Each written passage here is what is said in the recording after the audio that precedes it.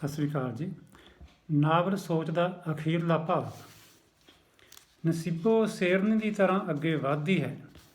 ਜਿਵੇਂ ਸ਼ੇਰਨੀ ਆਪਣੇ ਸ਼ਿਕਾਰ ਨੂੰ ਦੇਖ ਕੇ ਸਲੋ ਮੋਸ਼ਨ 'ਚ ਦਬਵੇਂ ਪੈਰੀਂ ਅੱਗੇ ਵਧਦੀ ਹੈ, ਆਪਣੇ ਸ਼ਿਕਾਰ ਨੂੰ ਇੱਕੋ ਝਪਟੇ ਵਿੱਚ ਦਬੋਚਣ ਲਈ, ਇਸ ਤਰ੍ਹਾਂ ਹੀ ਨਸੀਬੋ ਹੌਲੇ ਕਦਮੀ ਅੱਗੇ ਵਧ ਰਹੀ ਹੈ। ਪਵਿੱਤਰ ਨੂੰ ਥਾਣੇ ਦਾ ਸੀਨ ਚੇਤੇ ਆਉਂਦਾ ਹੈ। ਜਦੋਂ ਨਸੀਬੋ ਉਸ 'ਤੇ ਝਪਟਦੀ ਸੀ, ਉਸ ਦਾ ਗਲਾ ਖੁਸ਼ਕ ਹੁੰਦਾ ਹੈ। ਉਸ ਨੂੰ ਆਪਣੇ ਗਲੇ 'ਚ ਨਸੀਬੋ ਦੇ ਪੈਣ ਵਾਲੇ ਹੱਥਾਂ ਦੀਆਂ ਉਂਗਲਾਂ ਦਾ ਦਬਾਅ ਵੱਧਦਾ ਮਹਿਸੂਸ ਹੁੰਦਾ ਹੈ। ਉਹ ਕਦੇ ਜੱਜ ਸਾਹਿਬ ਵੱਲ ਤੇ ਕਦੇ ਨਸੀਬੋ ਵੱਲ ਦੇਖਦਾ ਹੈ। ਅਦਾਲਤ ਵਿੱਚ ਬੈਠੇ ਲੋਕ ਦੇਖਦੇ ਹਨ ਕਿ ਨਸੀਬੋ ਦੀਆਂ ਲਾਲ ਸੁਰਖ ਹੋਈਆਂ ਅੱਖਾਂ ਪਵਿੱਤਰ 'ਤੇ ਟਿਕੀਆਂ ਹਨ। ਪਵਿੱਤਰ ਦੀ ਹਾਲਤ ਡਰੇ ਹੋਏ ਮੁਜਰਮ ਜਿਹੀ ਹੈ। ਜਿਉਂ-ਜਿਉਂ ਨਸੀਬੋ ਨੇੜੇ ਆ ਰਹੀ ਹੈ, ਉਸ ਦਾ ਡਰ ਵੱਧਦਾ ਜਾਂਦਾ ਹੈ। ਉਹ ਸੋਚਦਾ ਹੈ ਕਿ ਅਦਾਲਤ ਨਸੀਬੋ ਦੇ ਮੇਰੇ ਤੱਕ ਪਹੁੰਚਣ ਤੋਂ ਪਹਿਲਾਂ ਮੈਨੂੰ ਫਾਂਸੀ ਦੇ ਦੇਵੇ, ਫਾਂਸੀ 'ਤੇ ਲਟਕਾ ਦੇਵੇ। ਉਹ ਭਰੀ ਅਦਾਲਤ ਵਿੱਚ ਇੱਕ ਔਰਤ ਦੇ ਹੱਥੋਂ ਬੇਇੱਜ਼ਤ ਨਹੀਂ ਹੋਣਾ ਚਾਹੁੰਦਾ। ਉਹ ਕੋਲ ਖੜੇ ਪੁਲਿਸ ਮੁਲਾਜ਼ਮਾਂ ਨੂੰ ਇਸ਼ਾਰਾ ਕਰਦਾ ਹੈ ਕਿ ਉਹ ਨਸੀਬੋ ਨੂੰ ਰੋਕਣ। ਨਸੀਬੋ ਹੋਰ ਨੇੜੇ ਆਉਂਦੀ ਹੈ ਤਾਂ ਪੁਲਿਸ ਮੁਲਾਜ਼ਮ ਅੱਗੇ ਵਧਦੇ ਹਨ, ਪਰ ਉਹਨਾਂ ਦੇ ਕਦਮ ਰੁਕ ਜਾਂਦੇ ਹਨ। ਜਦ ਅੱਗੋਂ ਨਸੀਬੋ ਉਹਨਾਂ ਨੂੰ ਰੋਕਣ ਦੇ ਲਈ ਹੱਥ ਖੜਾ ਕਰਦੀ ਬੋਲਦੀ ਹੈ, ਦੂਰ ਰਹੋ ਮੇਰੇ ਕੋਲੋਂ, ਮੈਨੂੰ ਇਸ ਖਾਕੀ ਵਰਦੀ ਤੋਂ ਨਫ਼ਰਤ ਹੈ। ਪੁਲਿਸ ਮੁਲਾਜ਼ਮ ਉੱਥੇ ਹੀ ਰੁਕ ਜਾਂਦੇ ਹਨ। ਨਸੀਬੋ ਪਾਸੇ ਹੋ ਲੰਘਦੀ ਦੂਸਰੇ ਕਟਹਿਰੇ ਵਿੱਚ ਜਾ ਖੜ੍ਹਦੀ ਹੈ। ਪਵਿੱਤਰ ਦੇ ਰੁਕੇ ਸਾਹ ਥੋੜ੍ਹਾ ਚੱਲਣ ਲੱਗਦੇ ਹਨ।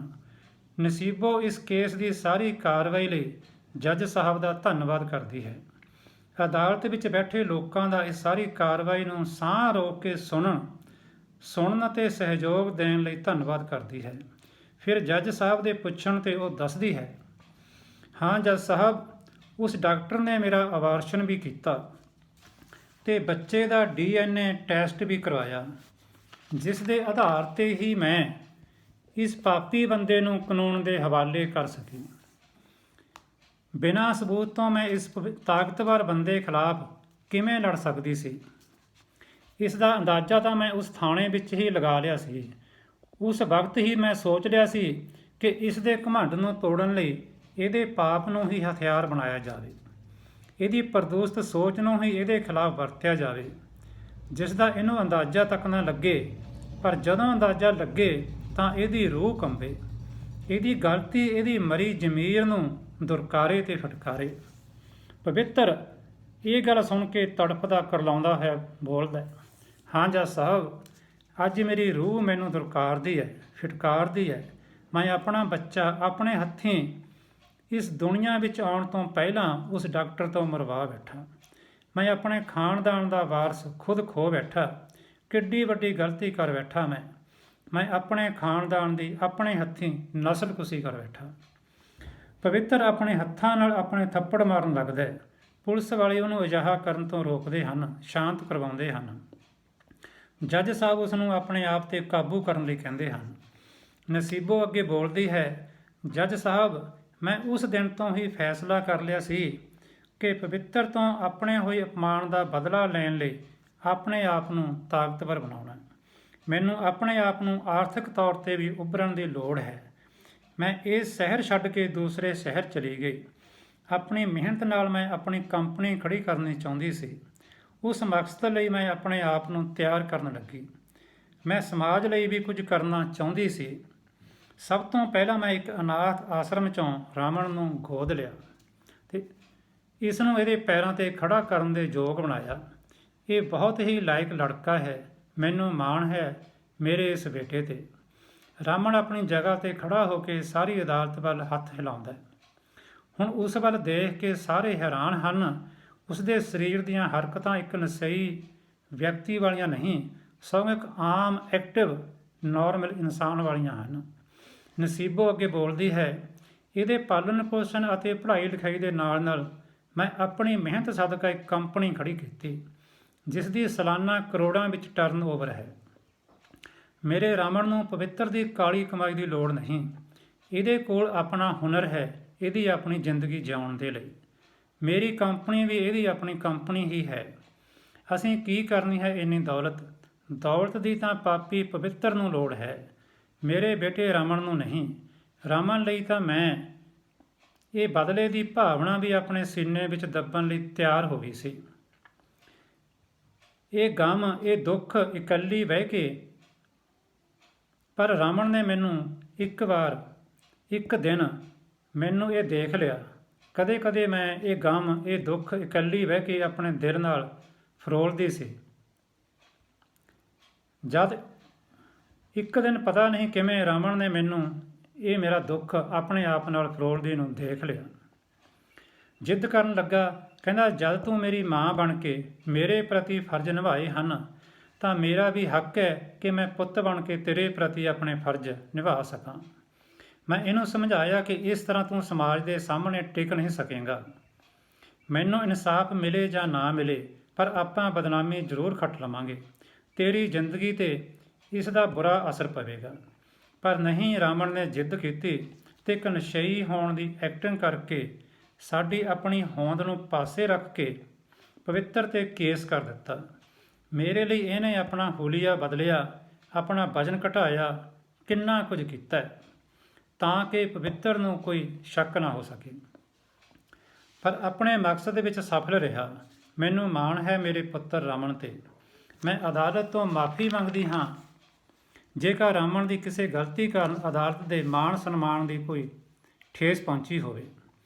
ਨਾਲ ਦੀ ਨਾਲ ਮੈਂ ਉਸ ਰੱਬ ਦਾ ਵੀ ਧੰਨਵਾਦ ਕਰਦੀ ਹਾਂ ਕਿ ਸਾਡੇ ਕੇਸ ਦਰਜ ਕਰਾਉਣ ਦੇ ਨਾਲ ਹੀ ਸਾਨੂੰ ਹਰਜੀਤ ਅਤੇ ਹਰਨੂਰ ਹੋਰਾਂ ਦਾ ਸਹਿਯੋਗ ਮਿਲ ਗਿਆ, ਜਿਹਦੇ ਨਾਲ ਸਾਨੂੰ ਹੋਰ ਵੀ ਹੌਸਲਾ ਹੋ ਗਿਆ ਤੇ ਸਾਨੂੰ ਕਾਫੀ ਮਦਦ ਮਿਲੀ। ਨਸੀਬੋ ਦਾ ਬਿਆਨ ਸੁਣਦੇ ਹੀ ਜੱਜ ਸਾਹਿਬ ਦੀ ਕਲਮ ਅੱਗੇ ਪਏ ਕਾਗਜ਼ਾਂ 'ਤੇ ਤੇਜ਼ੀ ਨਾਲ ਚੱਲੀ। ਉਹਨਾਂ ਨੇ ਬਿਨਾਂ ਹੋਰ ਸਮਾਂ ਗਵਾਏ ਫੈਸਲਾ ਸੁਣਾਇਆ, ਜਿਵੇਂ ਹੁਣ ਕੋਈ ਹੋਰ ਕਸਰ ਬਾਕੀ ਰਹਿ ਹੀ ਨਾ ਗਈ ਹੋਵੇ। ਜੱਜ ਸਾਹਿਬ ਬੋਲਦੇ ਹਨ, ਬੰਤ ਸਿੰਘ ਨੇ ਖੁਦ ਆਪ ਵੀ ਜੁਰਮ ਕੀਤੇ ਹਨ।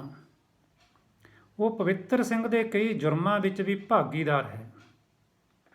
ਪਵਿੱਤਰ ਸਿੰਘ ਦੇ ਕੀਤੇ ਜੁਰਮਾਂ ਨੂੰ ਸੁਣ ਕੇ ਤਾਂ ਇਨਸਾਨ ਹੋਣ ਦੇ ਨਾਤੇ ਖੁਦ ਆਪਣੇ ਆਪ ਨੂੰ ਵੀ ਸ਼ਰਮ ਆਉਣ ਲੱਗੀ ਹੈ।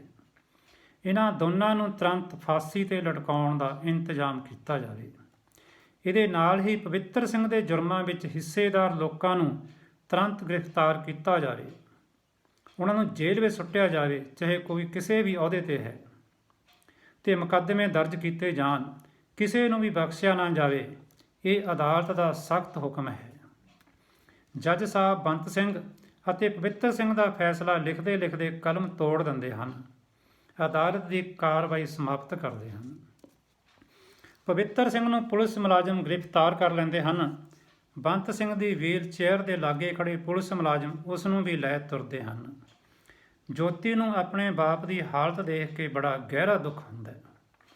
ਹਰਜੀਤ ਤੇ ਹਰਨੂਰ ਉਹਨੂੰ ਹੌਸਲਾ ਦਿੰਦੇ ਹਨ।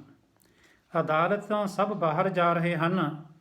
ਅਦਾਲਤ ਦੇ ਬਾਹਰ ਸਭ ਨੂੰ ਜਾਂਦਿਆਂ ਦੇਖ ਪਿੱਛੇ ਖੜੀ ਨਸੀਬੋ ਅੱਖਾਂ ਬੰਦ ਕਰ ਲੰਬਾ ਸਾਰਾ ਹੌਂਕਾ ਲੈਂਦੀ ਹੈ। ਸ਼ਾਇਦ ਉਸ ਦੇ ਮਨ ਦਾ ਬੋਝ ਹੌਲਾ ਹੋ ਗਿਆ ਹੋਵੇ। ਇੱਕ ਹੱਥ ਉਸ ਦੇ ਮੋਢੇ 'ਤੇ ਆ ਟਿਕਦਾ। ਉਹ ਅੱਖਾਂ ਖੋਲ੍ਹਦੀ ਹੈ, ਦੇਖਦੀ ਹੈ ਹਰਨੂਰ ਉਸ ਵੱਲ ਮੁਸਕਰਾ ਰਹੀ, ਹੌਸਲਾ ਦੇ ਰਹੀ ਹੈ। ਨਸੀਬੋ ਉਸ ਨੂੰ ਜੱਫੀ ਪਾ ਕੇ ਫੁੱਟ-ਫੁੱਟ ਰੋਣ ਲੱਗ ਪੈਂਦੀ ਹੈ। ਰਾਮਣ ਦੀਆਂ ਅੱਖਾਂ ਵਿੱਚੋਂ ਵੀ ਹੰਝੂ ਛਲਕਦੇ ਹਨ। ਨਸੀਬੋ ਆਪਣਾ ਮਨ ਹੌਲਾ ਕਰਨਾ ਚਾਹੁੰਦੀ ਹੈ। ਔਰਤ ਦੇ ਦਰਦ ਨੂੰ ਔਰਤ ਸਮਝਦੀ ਹੈ। ਇੱਕ ਦਰਦ, ਇੱਕ ਚੀਸ ਜੋ ਸਦਾ ਮਨ 'ਚੋਂ ਉੱਠਦੀ ਸੀ, ਖਾਰੇ ਪਾਣੀ ਦੇ ਵਹਾਅ ਵਿੱਚ ਵਹਿ ਗਈ। ਹਰਨੂਰ ਨੇ ਨਸੀਬੋ ਨੂੰ ਰੱਜ ਕੇ ਰੋਣ ਦਿੱਤਾ। ਕੁਝ ਪਲਾਂ ਬਾਅਦ ਨਸੀਬੋ ਨੂੰ ਆਪਣਾ ਆਪ ਹਲਕਾ ਹਲਕਾ ਮਹਿਸੂਸ ਹੋਣ ਲੱਗਾ। ਨਸੀਬੋ ਹਰਨੂਰ ਨਾਲ ਅੱਗੇ ਵਧ ਰਹੀ ਹੈ। ਉਸ ਨੂੰ ਇਹ ਸਮਾਜ ਆਪਣਾ ਆਪਣਾ ਲੱਗਣ ਲੱਗਾ। ਸ਼ਾਇਦ ਉਸ ਦੇ ਮਨ 'ਤੇ ਉੱਪਰੋਂ ਜੋ ਇੱਕ ਬੋਝ ਸੀ ਉਹ ਉਤਰ ਗਿਆ ਸੀ। ਉਹ ਆਪਣੇ ਮਨ ਦਾ ਭੜਾਸ ਵੀ ਕੱਢ ਚੁੱਕੀ ਸੀ ਤੇ ਆਪਣਾ ਬਦਲਾ ਵੀ ਲੈ ਚੁੱਕੀ ਸੀ। ਧੰਨਵਾਦ ਜੀ। ਇੱਥੇ ਇਹ ਨਾਵਲ ਸੋਚ, ਅਸਲ ਵਿੱਚ ਇਸ ਨਾਵਲ ਦਾ ਪੂਰਾ ਨਾਮ ਹੈ ਪ੍ਰਦੂਸ਼ਿਤ ਸੋਚ।